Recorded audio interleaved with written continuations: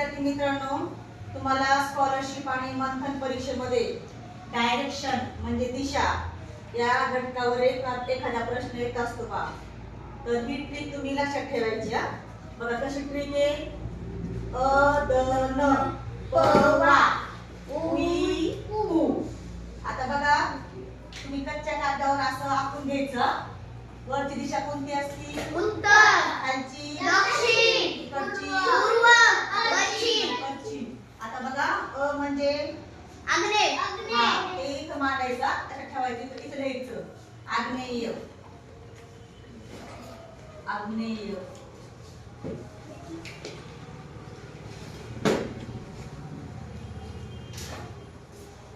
आता द म्हणजे दक्षिण. बघा दक्षिण कुठे आहे? इथं खाली ना. मग दक्षिणच्या आधी काय येणार? आग्नेय. हे इथं आग्नेय मांडायचं आणि नंतर इथं आता दक्षिण नंतर नैऋत्य. काय? नैऋत्य. नैऋत्य. ओके. नंतर प म्हणजे पश्चिम. पश्चिम नंतर वायव्य. आता इथं काय येणार आहे? वायव्य.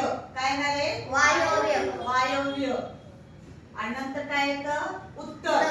उत्तर नंतर ई म्हणजे ईशान्य. ईशान्य. इथं उपदिशा काय येणार? ईशान्य. ईशान्य. आणि नंतर काय येतंय? पूर्व. पूर्व. अशा पद्धतीने तुम्ही जर ट्रिक लक्षात ठेवली तर तुम्हाला या घटकावर प्रश्नांचं उत्तर सहजपणे तुम्हाला सोडवता येईल. ओके. बघा म्हणा अदन पवा कसा वाजवतो? कसा वाजतो? उईपू. उईपू.